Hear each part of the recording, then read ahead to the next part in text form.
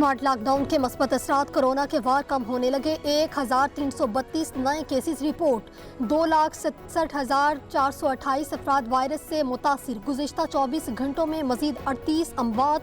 जाम बहक होने वालों की तादाद 5,677 हो गई। मुल्क भर में 2,10,467 अफराद सेहतयाब हो चुके। जिलहज का चांद नजर नहीं आया। ईद उल अजहा 1 अगस्त बरोज हफ्ता होगी। चेयरमैन रुईते हिलाल कमेटी मुफ्ती मुनीबुर रहमान का ऐलान। कहा, मुल्क के किसी हिस्से से चांद नजर आने की शहादत नहीं मिली। वजीर आला मुराद अली शाह की जेर सदारत सिंध काबीना का इजलास आज होगा। 22 नकाती एजेंडा जारी कर दिया गया। गंदम बहरान, लाइफ स्टॉक पर सब्सिडी, ग्रीन लाइन बस और एजुकेशन सिटी एक्ट में तरमीम एजेंडे में शामिल। अमन व अमान की सूरत हाल और स्ट्रीट क्राइम्स की रोकथाम के लिए इकदाम पर भी गौर होगा।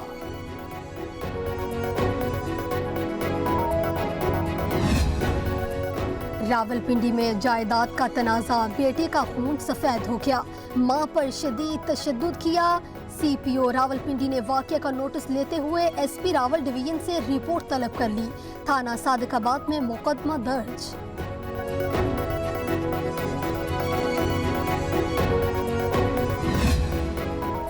राना सनाउल्लाह के खिलाफ मंशियात स्मगलिंग केस की समाअत। नैब केस में पेशरफ्त, रिपोर्ट से आगाह किया। लीगी रहनुमा पर 15 किलो मंशियात स्मगल करने का इल्जाम है।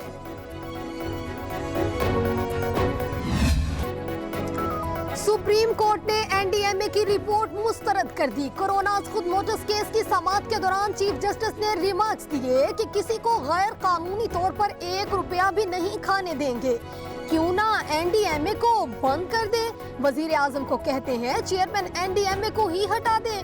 कहा, समझ नहीं आ रही अरबों रुपए कैसे खर्च हो गए।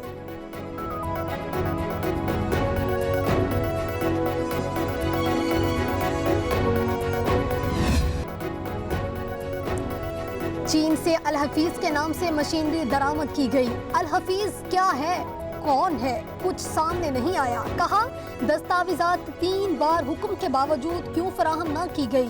चीफ जस्टिस NDMA पर शदीद बरहम। कहा, NDMA को इल्म ही नहीं कि अदालत के साथ कैसे चलना है। जस्टिस एजाजुल एहसन ने इस्तफसार किया कि चीन से दरामद शुदा मशीनरी की कीमत किसने अदा की।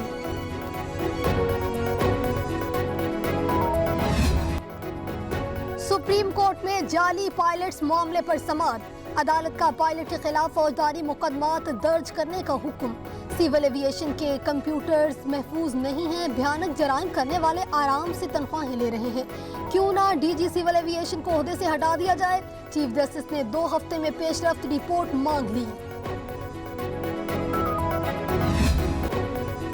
वजीर आजम इमरान खान ने मीडिया के तमाम वाजिबात 2 से 3 हफ्तों में अदा करने की हिदायत कर दी। विफाकी काबीना ने TV लाइसेंस फीस में इजाफे का फैसला मौखिर कर दिया। विफाकी वजीर इत्तलात शिबली फराज की प्रेस कॉन्फ्रेंस। कहा, हुकूमत की कोशिश है आटे की कीमतों में इजाफा न हो।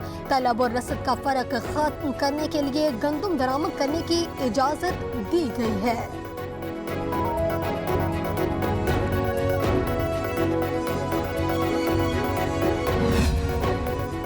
National commission for environmental law का वजीर आजम इमरान खान को खत। कोविड-19 के दौरान वजीर आजम के इक़दामात की तारीफ की। लिखा, मुश्किल सूरत हाल में आपकी शजरकारी मुहिम हैरत अंगेज इक़दाम है। आपकी काविश दुनिया के लिए रोशन मिसाल है। कोरोना इमरजेंसी आपने लोगों को दरख्त लगाने का बाइज्जत रोजगार फराहम किया।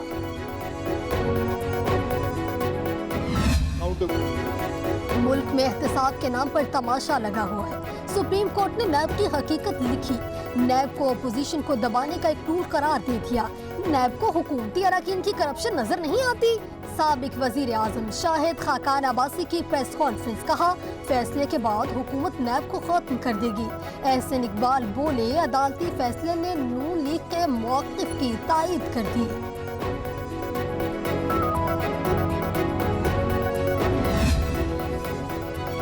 सुप्रीम سپریم کورٹ کے فیصلے کے بعد نیب کو برقرار رکھنے کا کوئی جواز نہیں، نیب کو غیر جانبدار ادارہ قرار دیا گیا، اب کوئی حیثیت نہیں رہی۔ مولانا فضل الرحمان کی میڈیا سے گفتگو، کہا خورشید شاہ کو نیب نے انتقام کا نشانہ بنایا، ان ہاؤس تبدیلی میں کوئی دلچسپی نہیں، نئے انتخابات چاہتے ہیں۔ حیرت ہے، دنیا کے اتنے ارب پتی لوگ آ کر پاکستان کا نظام چلا رہے ہیں، کچھ فرار ہو چکے، باقی کورونا کی وجہ سے رکے ہوئے ہیں، اطلاعات ہیں جلد چلے جائیں گے۔ رہنما پیپلز پارٹی عبدالقادر پٹیل کا قومی اسمبلی کے اجلاس میں خطاب، بولے ہم پر ڈاکوؤں کا سردار مسلط ہے، نیب نیازی گٹھ جوڑ نہ ہو تو حکومت ایک دن نہیں چل سکتی۔ راہل گاندھی مودی کو انڈیا کا عمران خان کہتا ہے۔ عید الاضحیٰ اور محرم الحرام کے دوران زیادہ سے زیادہ احتیاط برتنے کی ضرورت ہے، وبا کے خلاف کامیابیوں کو احتیاط سے ہی برقرار رکھا جا سکتا ہے۔ Army chief general Qamar Javed Bajwa کی 233ویں کور کمانڈر کانفرنس میں گفتگو۔ کانفرنس میں پاک فوج کی آپریشنل تیاریوں، اندرونی و بیرونی خطرات کا جائزہ لیا۔ بہادر کشمیریوں کو جائز جدوجہد آزادی پر خراج تحسین پیش کیا گیا۔ نقیب اللہ قتل کیس میں نیا موڑ، مرکزی ملزم راون بار کے خلاف 2 وعدہ معاف گواہ منحرف ہو گئے، بیان زبردستی لیا گیا، حلف نامے میں بیان جھوٹ پر مبنی اور دباؤ میں لیا گیا، ملزموں کا کراچی کی انسداد دہشت گردی عدالت میں بیان۔ کراچی میں ایف آئی اے کی کارروائی، حوالہ ہنڈی کا خفیہ نیٹ ورک پکڑا گیا، ملک دشمن عناصر کو فنڈز پہنچانے والا ملزم جنید گرفتار، ذرائع کے مطابق رقم را کے سلیپر سیلز کو پہنچائی جاتی تھی، خفیہ ادارے کی تحقیقات جاری۔ کسی طور پر بھی وہ مناسب نہیں تھے، اور آج جو کچھ، ایک سیکنڈ اگر اجازت دیں، آج جو کچھ ہو رہا ہے، اور میں یہ بڑی معذرت سے عرض کرنے لگا ہوں، اگر کسی ایک ادارے کو تمام اختیارات کا منبع بنا دیں گے، پاکستان کے اندر بہت سے احتساب کے ادارے ہیں، مگر نیب کے ہوتے ہوئے کوئی ادارہ دوسرے کا کسی کو ذکر، کسی کو نام کا علم ہے؟ اسی طرح اگر آپ کسی ایک شخصیت کو اتنا پاورفل کر دیں گے کہ وہ کل کو جنرل یحییٰ بن جائے، تو پھر مجھے یہ بتائیں کہ کیسے نظام چلے گا۔ جنرل یحییٰ کا میں نے اس لیے ذکر کیا کہ جب جنرل یحییٰ آئے تو انہوں نے سب سے پہلے ایوب خان کی کابینہ کے لوگوں اور اس وقت کے بااثر لوگوں پر کرپشن کے مقدمات بنائے، اور پھر اس کے بعد جو انجام ہوا وہ سب کے سامنے۔